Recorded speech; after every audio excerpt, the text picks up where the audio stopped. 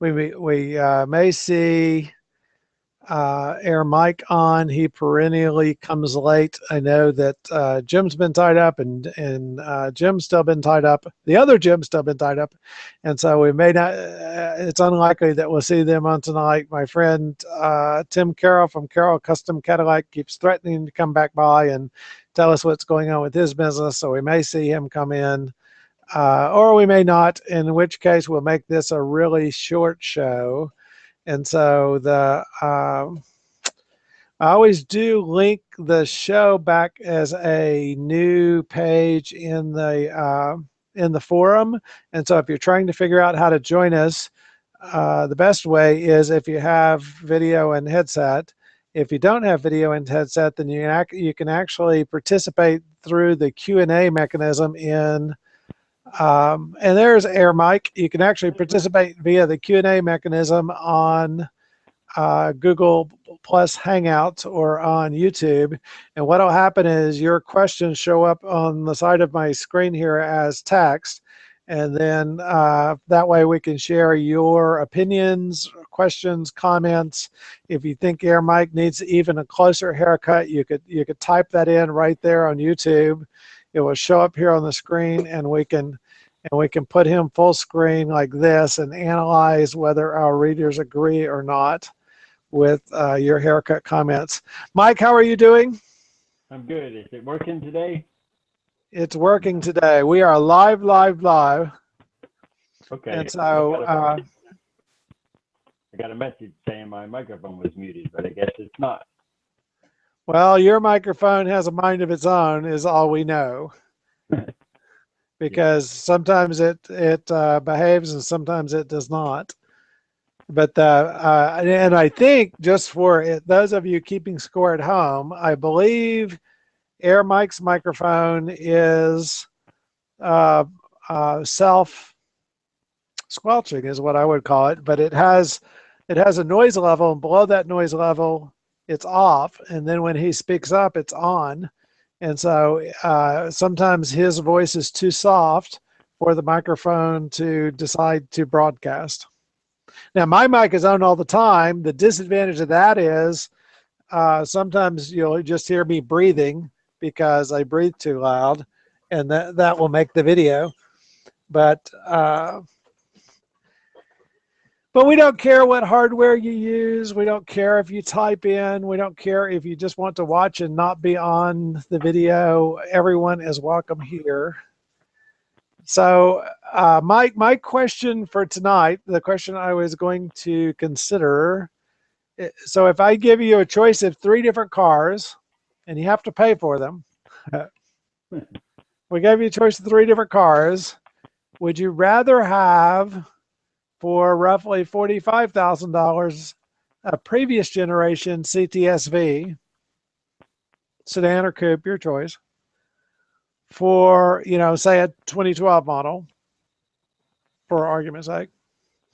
Would you rather have a new ATSV for, they start at $63,000, but the premium will get you around $75,000, or a new CTSV where you could get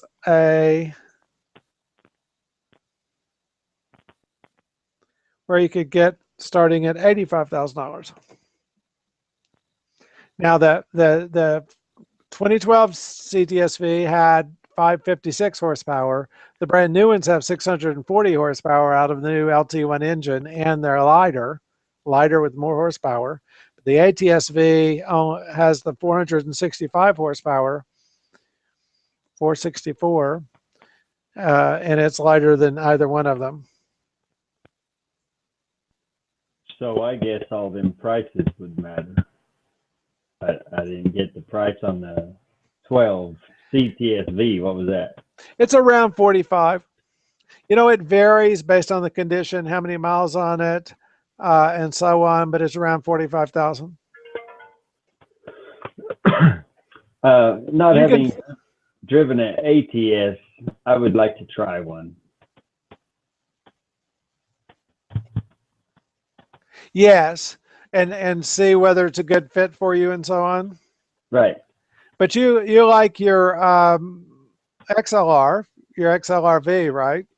Right. And I like So power. the CTS, the ATS is, so let's think about that. How does the wheelbase on the XLR compare with the wheelbase on an ATS? That's tonight's quiz question. And I'm going to say those two are very similar. I think the ATS is 100 and the XLR is 106-inch wheelbase. And let's see what the ATS is. I think it's 109, 109.3. So the ATS is actually slightly longer wheelbase than an XLR, but very close. Now the ATS, of course, it have a rear seat. The XLR doesn't have, and it has much better trunk. It doesn't have the cool convertible top.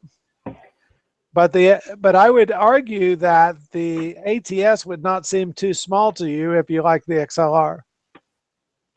Correct. I think for me personally, if I was picking one of those cars, I'd have to go drive them all and see which one was. I'm going to have to say I want a smoother ride nowadays. Okay, now that might put you in my favorite car to write a check for at the moment. Would be a 2014 CTS V Sport Premium. The CTS V Sport has the twin turbo, the 430 horsepower version of the twin turbo V6, and it's got magnetic suspension and Brembo brakes. Not the cool ones around the ATS-V, but nice brakes. But those are running about 45 right now. Now, so that would be a nice comfortable car with good power. Where I get a little bit in a bind is, would you rather have a 2012 556 horsepower rootin' tootin' CTS-V, or would you rather have a 2014 twin turbo V6 with better miles per gallon but not as much power, 430 horsepower? So you're giving up 130 horsepower for a smooth ride. That's a lot of horsepower. And to be fair, the CTS-V has the magnetic suspension too, so I'm not even sure the V Sport has a smoother ride, but certainly it has, less of a sporting personality to it, right? It's kind of the, what if we took a CTS Premium and put the twin turbo engine in it? Right. Now, if you're all about the smooth ride, the XTS Platinum all-wheel drive V Sport would be an interesting mix, right? What is that? What's the So the XTS was the front-wheel drive car that's kind of like the Buick LaSalle, the Buick the Sabre LaCrosse. So it was a front-wheel drive car that Cadillac reimagined as a Cadillac, but the V Sport version has the same twin turbo V6, but it's transverse. But although the XTS is normally front-wheel drive, in this configuration, you can get it in all-wheel drive and in the Platinum version. But I think those would be really hard to find because not made as many. Of course, it's possible to find any car because my car they didn't make very many of, and I managed to find one of those. So, but that would be, so let's stick with the three we started with. The ATS-V, the CTS-V 556 horsepower for around 45, or the ATS-V starting at 63. Now, the tricky thing with the ATS-V is how much does it cost by the time you get it the way you want it, right? So right. with the out the door price for an ATS-V be sufficient that you wouldn't need any options on it, and you could live with the $63,000 one. See, I was afraid that by the time I go to price it, by the time I did the build you're on, then and picked out a couple of options, then suddenly I wasn't at 63 anymore. So like I'd want it to be blue, like my XLR, so that costs $500. And I don't care about the fancy wheels, but I want the luxury package because the luxury package includes, you know, some things that I expect, like the sport alloy pedals and the universal hum remote and the high intensity discharge headlamps. And so I got to have that, but that's another $2,000. I don't need the carbon fiber package, but I do need the safety and security package, which is the forward collision alert and the lane keeping alert and so on. So that's another $1,500. And then would we have to have the track performance package? Of course. The big part about the track performance package is you get the performance data video recorder, which I would love to have so I could post videos on Caddy Info of drives in the ATSV, but it's $6,000. Wow. So I think I can get an aftermarket performance data recorder for less than $6,000. Okay, but that includes the carbon fiber package, to be fair. The carbon fiber package gives you a front splitter, a hood vent, a rear diffuser, rocker extensions, rear spoiler, and so normally that would by itself would be $5,000, but with the track performance package, which includes that at $6,000. So the problem is the track performance package requires the carbon fiber package is the fundamental problem. Now, can you live with the manual, or do we need to spend $2,000 on the automatic? Well, when it's me, manual.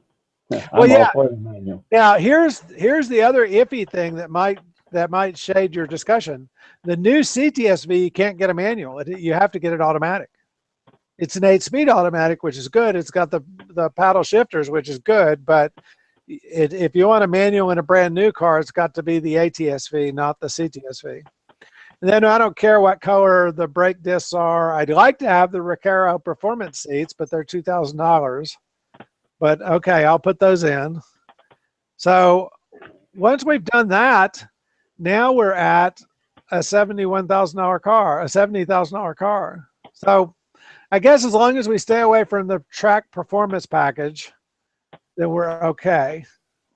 What are you getting for all that money that you don't get with a CTSV when you buy the CTSV, other than the fact that it's well, the new CTSV starts in the 80s and then it goes up from there. So an ATSV, the way we'd want it, is 70.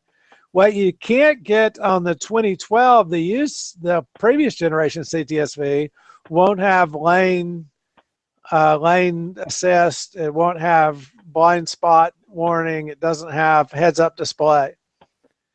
So it has more performance, but it doesn't have the cool electronics. That was the trade I made when I got the STSV instead of the CTSV.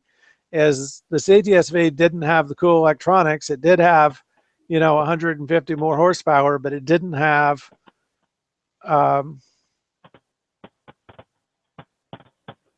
heads-up display. Didn't have the heads-up display, the lane shift, and it cost $10,000 more. So the earlier version of CTSV doesn't have heads-up display. Doesn't have heads-up display, no. Because the CTS used to be, the inexpensive car, right? It was the entry-level car, and so it didn't get the heads-up display, or it could have just been spaced the way when it came out. They didn't have a heads-up display. But they had the heads-up display all the way back on the XLR. So I think it's just at the time the difference between the STS and the CTS. One of the differences was the STS has had the heads-up display. So a CTSV, if we start with it, it starts at, suddenly it's 85. It says 83 on the screen, but as soon as I order one, it's 85. Isn't that odd? It says it starts at 84, but then when I click on the next screen, it's at 85,990 because they've added a $995 delivery charge. That's what it is.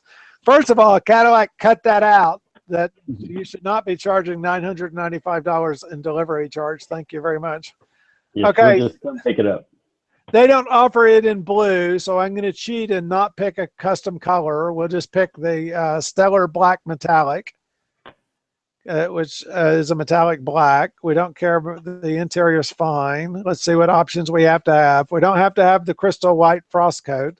We are going to have the luxury package, which is the tri-zone air conditioned rear seat. Maybe I don't need that. The luxury package is actually if you want to be driven in the back seat, right? It's tri-zone climate control, rear split folding seat, the heated rear outboard seat, the power rear view sunshade, the manual side window sunshades. That's if you want to be chauffeured. So we don't need that. No. Let's go back and look at is that what the luxury package on the ATS is also, because that may change my mind on what package I need here. Okay, the interior. Build your own. I need previous step, and it's giving me next step. Oh, it's on the summary, and the next step is going to be, okay, so options, trims. Okay, the luxury package on the ATS-V is Q and sport alloy pedals and home remote and HID headlights and split folding rear seats. So yeah, we have to have the luxury package on the ATS-V, but the luxury package on the CTS-V is how to get chauffeured. Advanced security package. Do we have to have the theft deterrent alarm and tilt sensor and steering column lock? Yeah, we got to have that stuff, right? So that's $600. We don't have to have. Oh, wait. If you want the security package, you have to buy the luxury package. Of course. So no, we can't have the security. So it's back to $2,000. So we can't have the security package. We're not going to get the car alarm. We have to take the automatic because we can't get the normal. We don't care what color our calipers are. We're not going to get exterior options. We still have to have the Recaro seats, which are $2,300. Oh wait, when I got the Recaro seats, it removed something else. Okay, so we get the Recaro seats. We don't have to have premium floor mats. We don't have to have. Boy, the options on this ETSV may be a smaller adder. No, we're up to 88,000. We don't need the smokers package, first aid kit. Don't need any of that. Yeah, yep. So we're 88,000.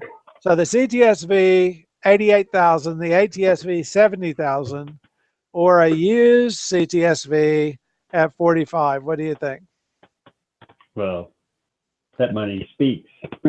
Yeah, well, 45 would get you like a 20,000. Well, let's think about that because it may be higher than that. So let me go run one of my searches. I keep several kind of searches queued up in case I want to keep up with how much things cost these days, right? So I'm going to look at used CTSVs that are within 250 miles of me and have less than 40,000 miles. And we probably want to push that even higher, right? Even lower. So because we're talking about buying a car so let's say less than 20,000 miles. Because if we're going to buy a car to drive for a while, then 20,000 miles is a good start. That lets it get a little depreciation off. But okay, so here's a 15,000 mile 2012 CTSV. It's red, the red tint coat. It's the coupe, the CTSV coupe from 2012. It's got the free Carfax report. It's at a Toyota place, bless their heart. Let me see, is it a manual or an automatic? Nicely equipped, lumbar, Boy, they say all the stupid things and they don't bother to say whether it's automatic or manual. Right, they tell you all the things that are always going to be there. Yeah, exactly. You ever look at the XLR? Oh, I don't know. The listing on XLR, all that stuff comes on them. Right. Right. There are very few options on those cars, right? That is either where you're getting a special package or not getting a special package. Right. I guess they just figure it makes it sound like there's a whole bunch of options or something. Yeah, I couldn't tell you what transmission this one has. They're keeping it a secret. I'd have to look at the pictures and look inside the car and see. I imagine it's an automatic. Very few of them were manuals, but it could be because they're not talking about it. That no, this one's an automatic. So that may be. Is that a deal breaker for you, Mike? No, being I have mostly automatics now. It wouldn't be a deal breaker, no. Okay, but there's one at 42, one at 44, one at 44, one at 44, one at 45. So I'm still feeling pretty good about my argument that for 45,000 you can get a 12 or a 13 CTSV with under 20,000 miles. Our ATSV is at 70 with no miles, brand new. And our CTSV, our brand new CTSV, the third generation, is at 88. So that brings us back to, would you rather have an ATSV at 70 or a 2016 ATSV at 70 or a used 2012 CTSV at 43? Yeah, I can't go for the new vehicle. Can't go for the 70? No. You have to trade in 4 of your other cars, right? Yeah. I just don't like the idea of buying a car and giving away all the money right when you take it home. Yeah. We didn't pay that much more than that for our house, and that's always kind of limited how much I'm willing to pay for a car. I'm not willing to pay more for a car than I would pay for a house. But you pay more than you paid for your first house. No, this was our first house. Oh. Okay. So I'm sporty that way, but what we didn't do is we didn't move house to house to house to house, right? And so what's gone wrong is, my house is like, we could sell it for twice what almost twice what we paid for it. But A, I'm not selling it, and B, I haven't had to buy a house in 20 years. And so my car budgets are permanently retarded back to what houses cost 20 years ago, half of what houses cost 20 years ago. Right. So, but yeah, I think this red, I may have to get off the show and go buy this car, but a red CTSV coupe seems like it would be right in the range for me. Yeah, it's calling you, isn't it? I would like the manual transmission though, even though the automatic would be easier to drive in traffic and it would be, a lot of advantages to the automatic. But I think I would like to have a stick car again for the next car. Now, let's think about this a minute. So if we got a used 2012 CTSV with 20,000 miles on it, and I drive it 15,000 miles a year, so how many years would that last me? Yeah. So that would at least be 6 more years, right? Before it got to 100, 110,000. Yeah. Yeah. So that could carry me to retirement. And then I get one more car. That's what Texas Jim talked about. That his current new car may be his last acquisition, last car he needs. So your STS, it's going to be trade-in. I think so.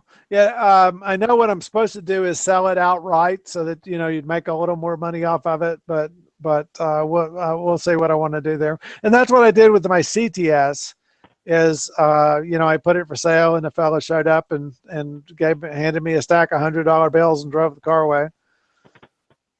But that's what your wife used to drive, or that's what you? No, my wife has an ATS. What I did is I had a 92 STS with the 4.9 liter, and then I traded it. I sold it and got a 96, and then I took the 96 and traded it a 96 STS, and then I traded it for a brand new CTS in 2004 when they put the cool 255 horsepower V6 engine in them, which was terrific at the time.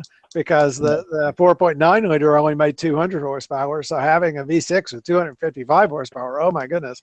So, and then a mistake I made was then I traded my 2004 CTS and went and got a new 2005 CTS because one of my friends at work had gone in and they offered him a deal with the same payment. Just trade your car in, same payment, drive a new car. And so I kind of got car fever and went and traded my 2004 and got a 2005. And then my 2005, I sold and bought the STSV, or, bought the STSV and sold the 2005. What year's the STSV? It's an 8. 8. I've really enjoyed it, and it's got 77,000 miles on it. I was always planning to sell it this year. But then after I got the XLR, I kind of said, well, maybe I'll relax about that because that solved my, I got plenty of Cadillac things. I got Cadillac things coming and going at the moment. And so I haven't been in a hurry. So now I'm thinking I'll drive the STSV another year. But I bought the STSV, 2 years in with 18,000 miles on it. And I've driven it for 60,000 miles. So I've had it about 4 years. But because I bought it 2 years in, I was thinking, I'd keep it 3 years or 4 years. But now I think I'll have it 5 years. That's the way I'd rather to buy a car is a 2-year-old car. I just want to save that money. Yeah, I'm absolutely with you there. Now, if I drive the STSV 2 more years, because I put about 15,000 miles a year on the car. So if I drive it 2 more years, it'll be right at 110,000. And so I'd feel like I got my money's worth out of it at that point. Right. As far as trade-ins, there's still a stigma to that 100,000 mile mark, isn't there? I think so. So there would be some advantage to trading it in, this year or early next year.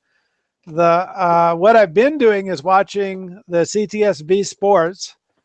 So for me, let's set aside the $70,000 ATSV for a moment, even though those would be fun. For those of you watching at home, the ATSV starts at 63. What I did is we picked out options that I think would be the desirable options that I would really, if I was going to buy the car, I really want to get at least those options.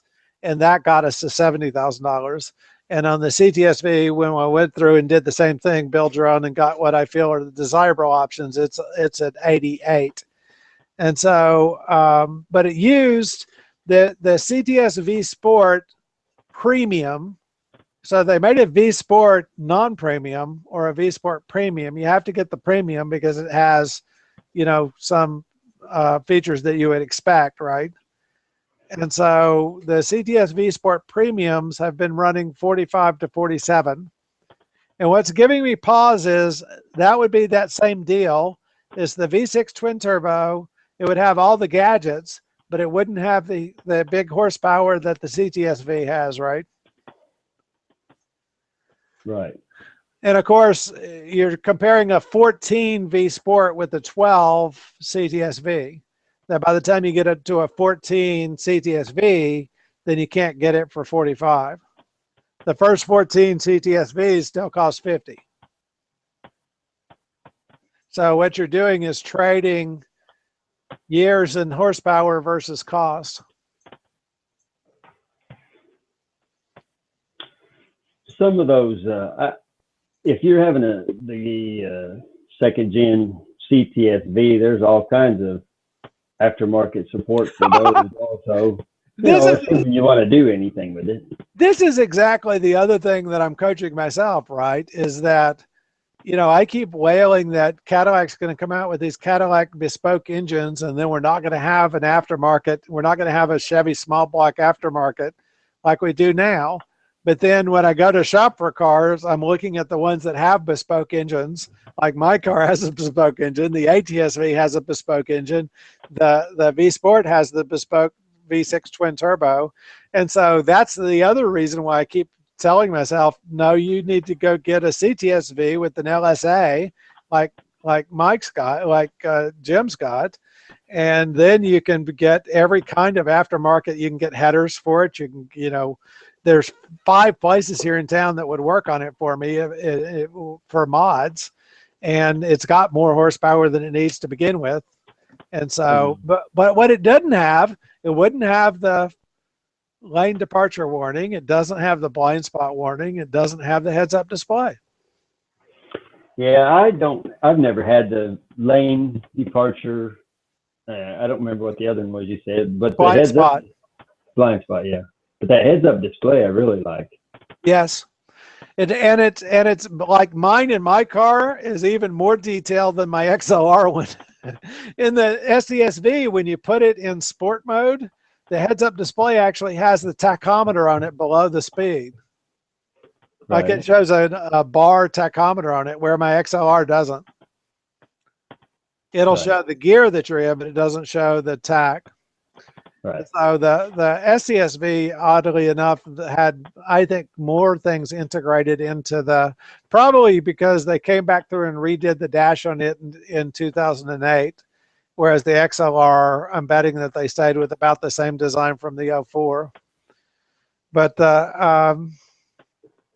yeah, that's what I think is, if I could give up the gadgets, then for testing and so on, it'd be better to get the CTSV with the LSA. Right. And for writing a check, it'd be a heck of a lot better because it'd be half the check. When did Cadillac have the heads-up display? When did that come out? The very first heads-up display. Well, that's a good question. If you're watching at home, send in your comments. When did the very first heads-up display show up on Cadillacs? Now, we know it came in 2004 with the XLR, right? The first XLRs had heads-up display. Okay, I didn't know that. They did. That was one of the features of the XLR right from the beginning, was it had the heads-up display. Now, okay, so, but the question is, what was the very first Cadillac to have a heads-up display? And it may have been the XLR. I'm going to say it was, yeah. Wikipedia is claiming that in 2003, Cadillac introduced the heads-up display for the XLR. So the one in the XLR was the first one that they did. Well, that was my guess too. Now, I'm sure our adroit readers are going to send in and tell us the 1962 Series 62, the 1962 Series 62 had a certain thing that reflected on the windshield and acted the same as a heads-up display, but with an analog display. There was a mirror system that you could buy in the back of Popular Mechanics that caused the speedometer to show on the now the original heads-up displays were like the Pontiac GTO, where it had the tach up on in the hood, right? Yeah. That was the original analog heads-up display, is where the speedometer was on the hood, and so it was in your line of sight. But what we're talking about in a heads-up display is it has a projector lamp, and it projects, and it has a reflective section in the windshield, and it projects speed and other information onto the windshield, so that as you're driving down the highway and you're right there in your line of vision, it shows the speed or the other information. My XLR will show, mine is a 2007, but it will show when you change the radio station, the current radio information, I believe. And it shows what gear you're in when you're manually shifting through the gears, which is handy. Now, do you do that a lot, Mike? Manually shift? Manually shift your automatic? No. It's a waste of time for me to have that. I never use it. I shouldn't say never, but almost never. Do you have HP tuners also? No. Okay. That's the one thing I was going to say with the manually shifting. One of the things I have enjoyed with the manual shifting is my manually shift, I've modified the behavior so that when it gets to red line, it'll go on and shift on its own. That would be good. But what that means is if I put it into first gear when I'm at the light, okay, if I pull away from the light, it stays in first gear until I hit red line. Or shift it by hand. Choose to shift it by hand. So if I am in regular automatic and I pull away from the light and I'm not flooring it, then it's doing everything it can do to get to sixth gear, right? It's going to drop down to sixth gear and get the best miles per gallon and the lowest emissions it can as quickly as it can. So if you're in a situation where you're pulling away from a light and suddenly the guy next to you gets rabbity and decides this is going to be his Grand Prix against the XLRV, right? Against the supercharged Cadillac. If I'm not sure if that's the situation, I'll go ahead and shift it over into manual shift. And then as I pull away from the light, as I'm going, 5, 10, 15, it's still in first gear. So if then at that point it becomes clear that I need more acceleration, then the throttle response is immediate because it's still in first gear. Right. That it's just going to go, then what you'll hear is zoom, roar, and the car, the tires slip as it changes gears, and not, you floor it, then you got to wait for it to rev up, then you got to wait for it to shift gears. Then by then, you wish that you paid closer attention because you didn't know you were going to be in a race, right? Right. He's gone. Yeah. So yeah, if we had the HP tuner set up, then we can fix your car easily to behave the same way mine does. The other thing is when you're measuring 0 to 60 times and some other things, it's really beneficial to have it set up that way so that sometimes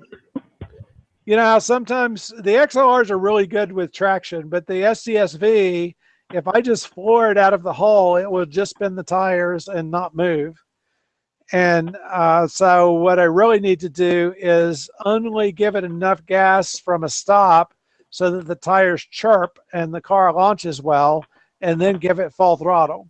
But the problem I ran into as I was practicing that is that the transmission, meanwhile, if I wasn't giving it full throttle, would try and go ahead and shift to 6 for maximum miles per gallon and good fuel economy.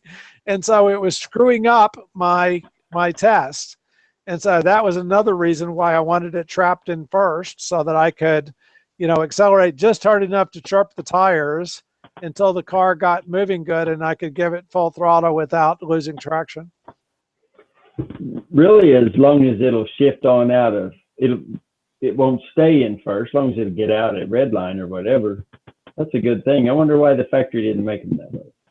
Well, the idea of the manual shift is that you have full control, right? That it stays in gear, so that if you're going around a corner and you've locked it into third, that it stays in third until you shift it out of third. So I think that was the paradigm that they were trying for. And I respect that that's why they did that. But for several things that I need to do, it's better for me if it goes ahead and shifts at red line. And so that's the way both my Cadillacs are set up is, so if you shift it into manual shift, it shifts itself at red line.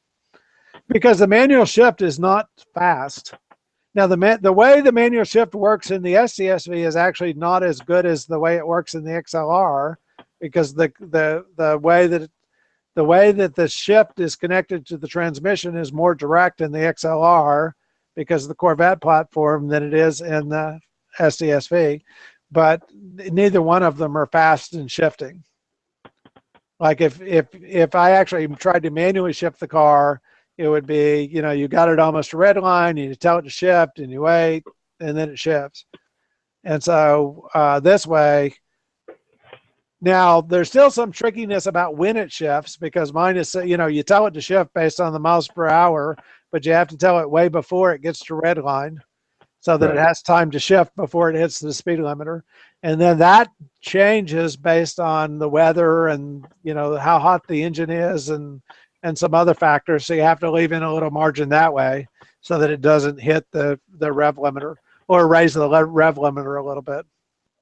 And the other thing is, I believe my XLR was set to shift at 6,500 RPM in first gear. Like the default behavior with the automatic transmission is it shifts around 6,500 instead of at 6,800. And so even though the torque curve, the engine's not making much power, mine actually makes a little, is pretty flat out there. The stock engine doesn't make as much power. It tilts over, but because of the gearing, you're still better off being in first gear than in second gear. The torque multiplication in first gear is still much higher than any RPM in second gear, all the way to red line. And so you'd actually be better off. Like I was running some simulations for my XLR, and you'd actually be better off if you held it to 7,000 RPM in first gear. Over revving, it's better than under revving. Yeah, absolutely. In terms of 0 to 60, revving it on to 68, 69, 7,000 actually gets you a quicker 0 to 60 time than if you shifted at 6,500 or lower. A lot of people think you always want to shift so that after you shift, the car is at the torque peak, with the idea being that then you have higher torque and you're making more torque in the next gear than you are in the current gear. Because if you think about the way a torque curve works, right, then it's high back here and low out here. Right. And so if you shift when you're at high RPM, high horsepower, low torque, when you shift, you're getting back to a higher torque. So their logic is okay, but they're forgetting the gearing.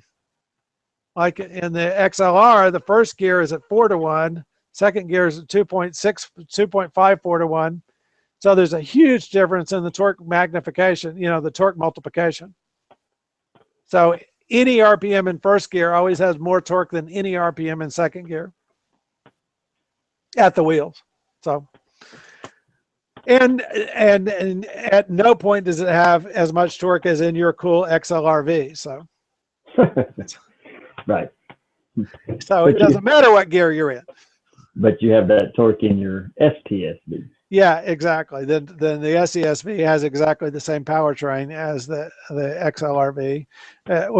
Not exactly the same, because I think the intakes were a little bit different because you had the Corvette hood that you needed to fit under and so on. There was some difference that caused the XLR-V to have a slightly lower horsepower rating than the STSV. Once they get through with the testing, it sounded like they were both going to have the same, and then at the very last minute they modified the STSV to have, they announced it had, when they finished the test, it had more horsepower than they expected, than they had predicted. It actually got to 469 instead of being at 442, because who knew? And the anecdote I heard about that was when they were doing the SEC testing. They were actually the engineers were being more worst case than the test rules were. And so they had to go back, and in the test rules, the coolant in the intercooler could be cooler than worst case. And so when they went back and actually followed the test rules, then suddenly it had 20 more horsepower. But that's always made me think, okay, I got to get my intercooler coolant cooler, because it's going to make... That's where the money is, baby, is when it's the intercooler coolant's overheating, then you're going to lose 20 horsepower. I'd always read the exhaust was more restrictive on the XLR, but really, when you think about the fact that it's so similar to a Corvette, it doesn't make a whole lot of sense.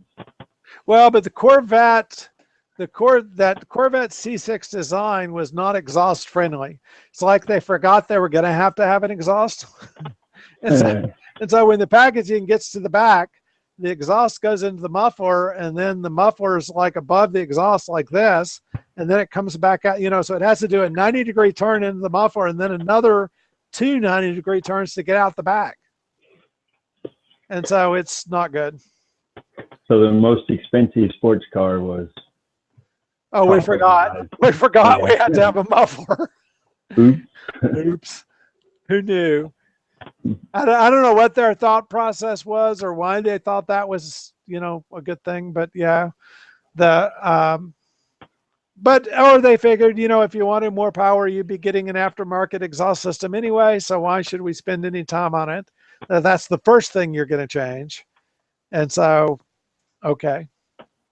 And I guess, I haven't seen that the aftermarket exhausts by themselves for the Corvette add all that more horsepower. The headers do, but just the aftermarket exhaust by itself doesn't. I think it adds 10, 10, 20 in that range, which I guess is great. But in other words, it's not a catastrophic design. It's just not ideal. Right. So, yeah, I still haven't talked myself into upgrading the exhaust on my XLR. But I'm planning on keeping the XLR for, ever. And so I have time. There's quite a few people I've run into that really like I think it was a Corsa exhaust. The Corsa, yeah. Yeah, the Corsa seems like a win to me. But I think MagnaFlow or somebody else had drone in theirs. Well, that confuses me because I like MagnaFlow as a brand, and I love the fact that they actually put a dyno chart on their website showing exactly what benefit, it's 12 horsepower benefit on the normally aspirated XLR, which I appreciate. But yeah, I've heard people say that it droned. My buddy he just changed the rear gears in his vet and it turned the drone just because the RPM where it, ran at 70 mile an hour. Wow. Was he really disappointed? Yes, he was. It wasn't just a hot rod Corvette. It was just a driving Corvette that he wanted to make a little faster, and he didn't like the racket at all. Yeah.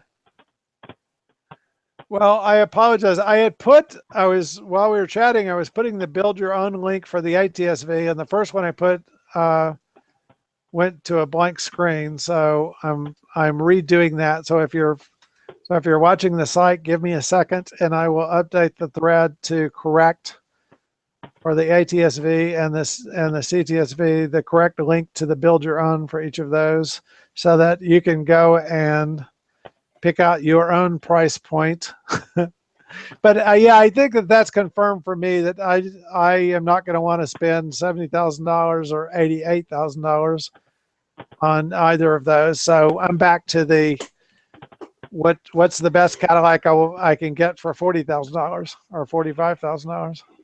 Yeah, I have a question, being you brought these ATSs up and then the XTS. What's the difference in an ATS and an XTS? But those are very different cars. The XTS is on that. Is it a bigger car? Yes, it is a bigger car. The XTS came out, if you think about like a DeVille, the XTS was actually the update for the DTS. Now, Texas Jim will come on and argue with me all day that it is not an update for the DTS, and the DTS is better and his leg fits better. But if you think about the XTS was an update for the DTS. So what Cadillac should have done with the DTS, right, is they should have updated the 4-speed transmission to a 6-speed. They should have updated the North Star and offered the 300 horsepower V6, right? They should have offered all the new gadgets, the heads-up display, the lane change, every gadget. And that's what the XTS does. Is the XTS is a thoroughly modern platform, but it's front-wheel drive or all-wheel drive. So that's it's front-wheel drive. It's probably more of a STS, updated STS then, since it's not a DTS. Well, it's not. They discontinued the DTS and brought on the XTS. What they should have done is name the XTS DTS, and then everybody just accept it as the DTS. But they lost all the benefit they had of the DeVille naming because they just stopped the DTS. But so the XTS would be like the front wheel STSs, from 2004 and before. Right. It looks But smaller than a big DTS to me. yeah, it has I think it's on the 112-inch wheelbase, is what I want to say. So it's whereas the previous CTS was on 113, the XTS is 112, and the DTS was 116, like my car. Like my STSV is 116-inch wheelbase. So the DTS was 115.6, and mine is 116.3. Now the new CT6 that's coming out, and that may be your high luxury car, and they announced the pricing of it beginning at 53, right? But then my SESV is 116.4. But the new CT6, which is the brand new high tech, ultra light, all the new engines, the new twin turbo 3-liter V6, that car, and it's going to have the cool video remote, video rear view mirror. So when you look in the rear view mirror, you get a video out the back of the car instead of seeing the knucklehead sitting in the back seat. You get the complete display out the back of the car. But that car is going to start at 53 with the 2-liter engine, and that'll be a high luxury car. So that might be your way to go. And it has a 122-inch wheelbase. So that's 6-inch longer wheelbase than my STSV.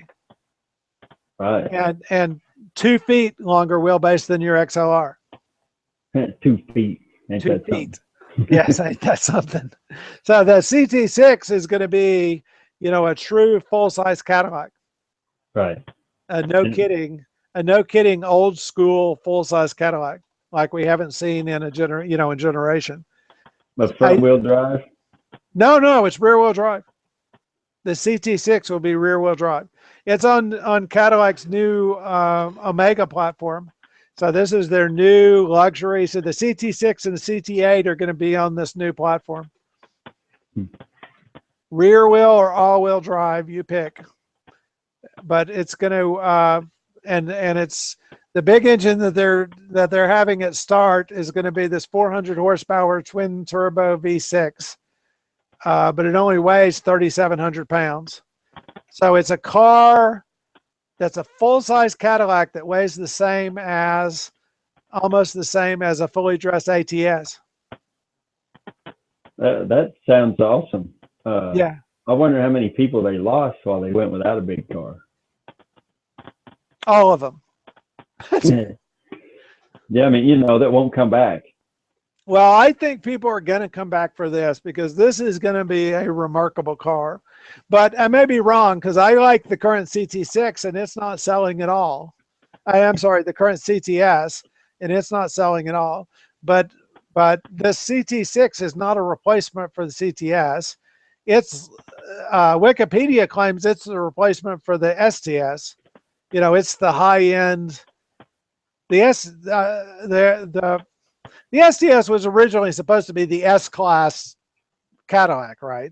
So it was actually supposed to be the $100,000 Cadillac, even though they never priced them at that level. But it was supposed to compete with the S-Class Mercedes.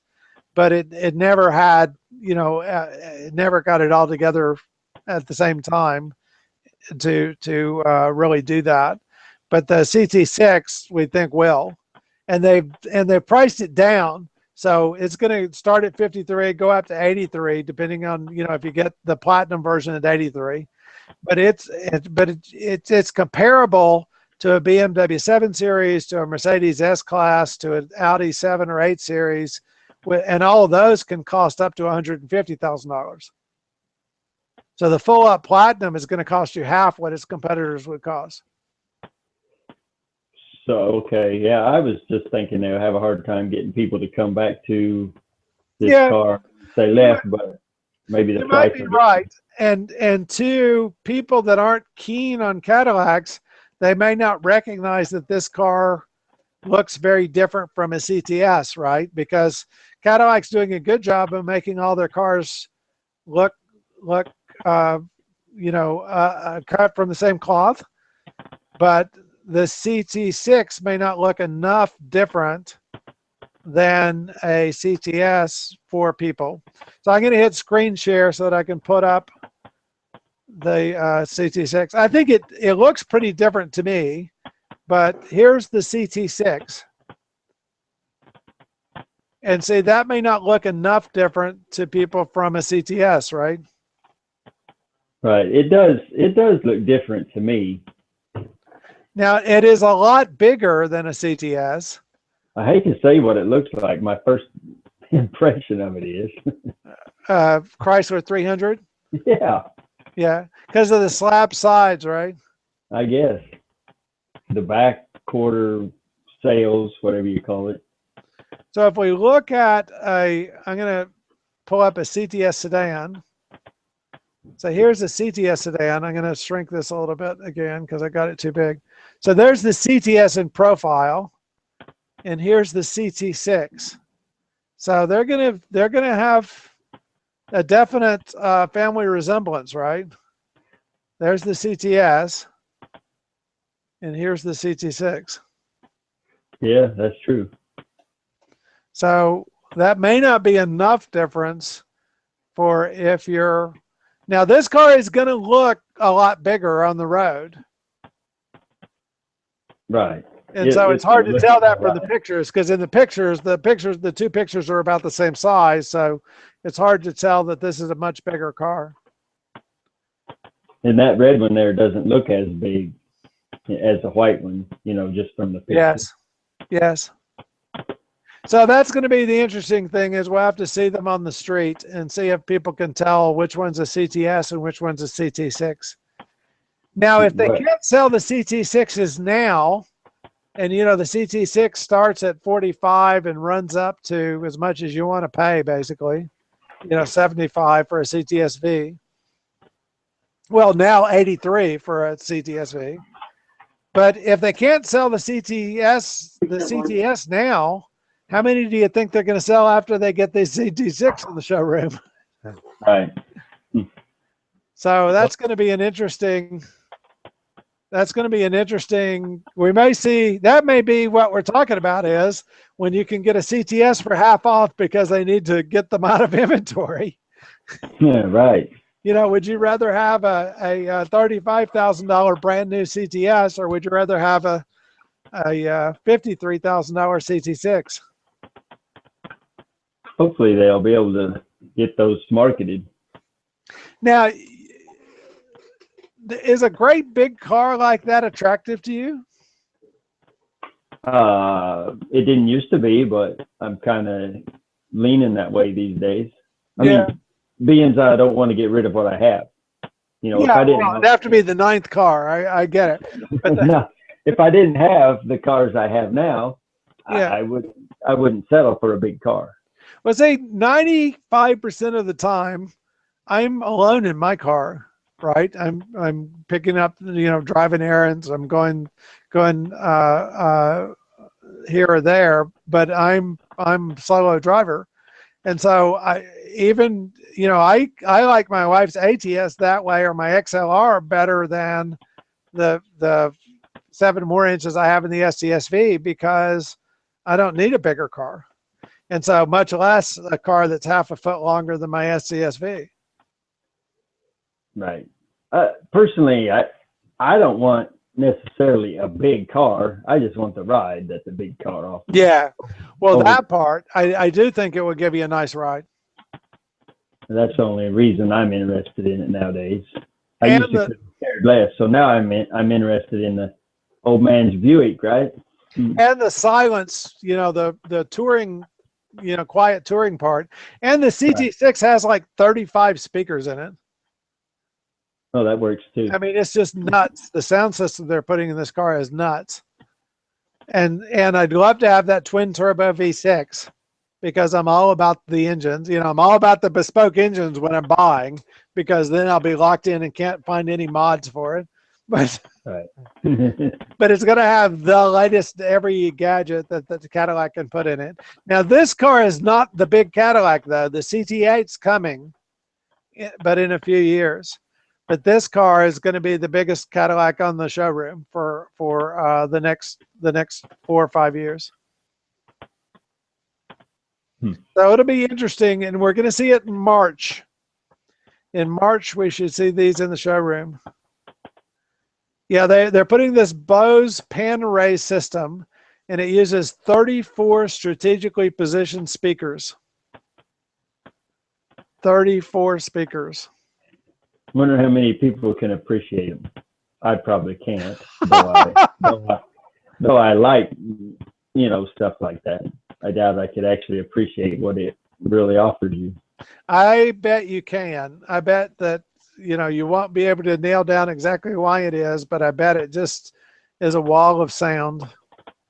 Well, that might be the case. And they showed some of the demos, and, they're smaller speakers, but, they're basically paneled speakers. And so you're going to have, where it sounds like, depending on what you're listening to, but where it sounds like you're there at a live performance. So I think that part's going to be amazing. But that's the thing, is if I can't get you by here, that when I send you your bear, I will send with it a CD of the music I composed, so that you can play that in your CT6 when it comes. And so that way you'll have the complete experience of the Cadillac Racing Bear, the CT6, and the Caddy Info bespoke songs. Great hits like Please Don't Steal My Escalade. Not available on television. No, wait, not available in stores. Not available in stores. That you have to go to free music sites to download these songs. So and I do in my SDSV, if you hit play on the CD player, that's what you get. You get my songs right there in the for your listening pleasure. But pardon? That's what's loaded in there, huh? That's what's loaded in there. And I do listen to that on occasion, depending on my mood. That I listen to jazz on occasion. We have a local religious channel, and I'll put that on if they're not playing, paid advertising. They play paid advertising half the time, I think, and then religious discussion the other half the time, and then National Public Radio. I'm a big fan of National Public Radio, but all these because XM Radio lost my business because I couldn't update my account with the new credit card. Like 2 years ago. 2 years ago, they said we had to. We've turned off your XM radio because your credit card's not good anymore. And I couldn't log into my account, and they said, we don't know anything about it. So I said, I don't need XM radio. They said, sorry for you, huh? Yeah, sorry for you. So what I do now in my XLR, in my SDSV, it has a audio in. So I can plug in my the phone jack on my iPhone and play iPhone Amazon tunes on my SDSV, whereas I can't my XLR because it doesn't have an audio in jack. So in the XLR, I got. Pardon? The STS came with that. The STS came with that. Huh. What it actually came with is a hookup that would let you play your video player on the nav system. So it has video and audio hookup in the, it has a RCA for video and audio. But what I do is I take advantage of that, hook up the audio only, plug it into the audio port in the center console, go to the nav display, tell it to play the video, and it says, hey, don't watch the video while you're driving down the street, or we're not going to show you the video if you take it out of park. And I say, okay, I don't care. And then it plays the audio only for the video, which is the audio music playing on my phone. And so the SDSV, I can plug my phone in and listen to Pandora internet radio for free, which plays my favorite artists as long as it doesn't play too many of their songs without mixing in other things. Or I play my Amazon music on my iPad, using the same audio in, which has specific albums downloaded onto the iPad. The one thing I did learn is load up your Amazon Music on your iPad, like listen to music before you go on your plane trip, because I I have songs that I bought, songs that I own. I downloaded them to my iPad. I went to get on the plane, and it said those have expired. And I said, "Well, what do you mean?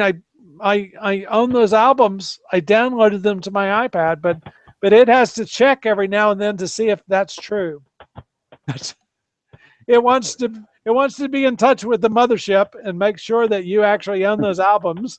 And then so every 30 days or something it revalidates. So I hadn't listened to Amazon Music in 30 days on my iPad, and so I couldn't listen to any of the songs I downloaded onto my iPad while I was on the plane. Oh, it was because of time. If you'd have listened to them, they'd have been updated. So now the trick is the night before your trip, pull up an Amazon Music and let it talk to the interweb so that you get a new 30-day license, right? But Amazon Music, figure that out, okay? That check in on your own. Don't wait for me to find out when I'm on the plane and I've turned on the airplane mode to find out I can't play the songs that I own off my iPad. I think you have violated the principle of ownership in this case because you prevented me from listening to songs I own that were downloaded on my iPad. So censorship at home. Yeah, that's wrong. That was a false positive there. Okay, so I have been a bad person and not checked my Google Plus, but I'm checking my Google Plus and I'm keeping an eye. I will go check the forum. So if you've been busily trying to comment to us on Google Plus or comment to us on the forums, and I didn't see it, then please get my attention again. If you ever do want to be on the talk with us, then contact me on Google Plus or contact me directly somehow on LinkedIn or on Twitter or via some message, some method, and I would be happy to walk you through that. And we will get you on if you want to talk about Cadillac stuff. If you want to sell Cadillac stuff to Cadillac owners, you are welcome on this video also. And you may find Air Mike is your very first buyer. So, and he's got 6 cars. So if you're selling something and you offer it in packets of 7, Air Mike could be your guy. Air freshener, Air Mike. Especially if it's Air Mike air freshener, he'll buy 2. So, Mike, any last words for our viewers tonight? No last words.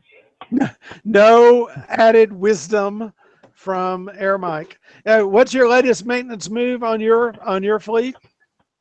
Oh, I put, I took the transmission out of my Trans Am. Yes. Well, I got the bearing. The new bearing came yesterday, and I got it pressed on today. It's ready for install. Oh, good. So you're making good progress. And if you haven't seen that, he created a custom transmission jack. And so if you have a cool garage like Air Mike does, and you're doing work at home, go look at those images he posted. I think last week or week before last of his cool transmission jack and how that works. Yes. Well, good job. I hope your ongoing maintenance continues to go well then.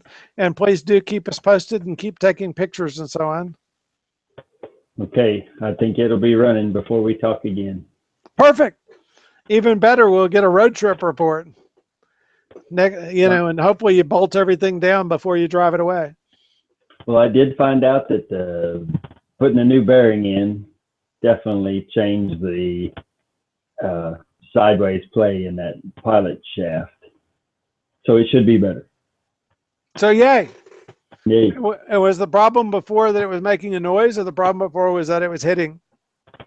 The pilot bearing was worn out for the second time in less than 50,000 miles this time. And so for an $18 bearing, I had to pull it all out. Yes. But it made it very hard to shift, and occasionally it wanted to creep. It wouldn't release the clutch. So that's what I had to fix.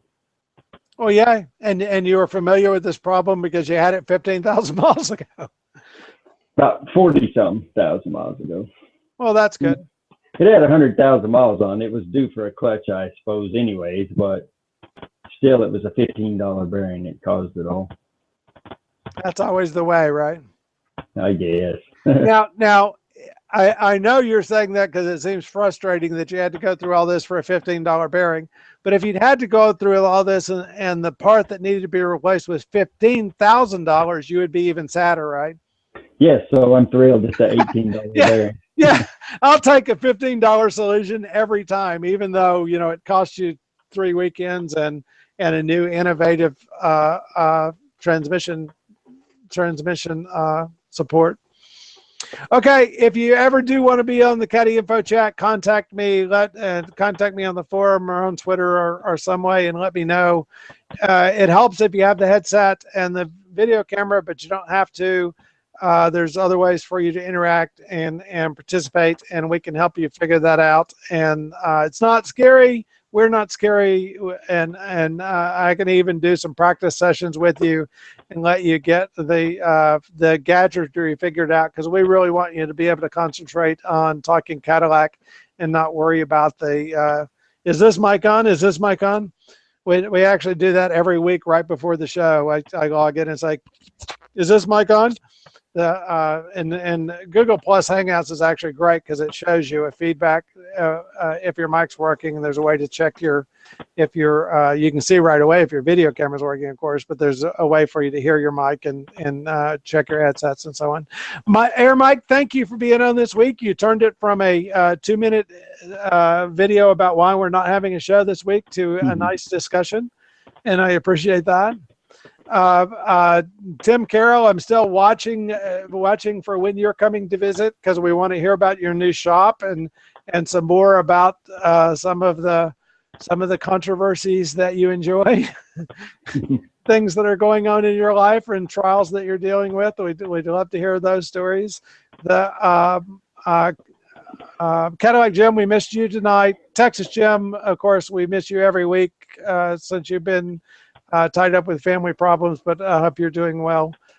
Stand by, Mike. I'm going to hit stop broadcast, and then we'll see everybody again next week. But see us on the forums. We're on the forums, caddyinfo.com forums, CADDYINFO.com forums 24/7. But you can find us here on the show Thursday nights at 7:30 Central Time, 8:30 Eastern Time. Bye bye.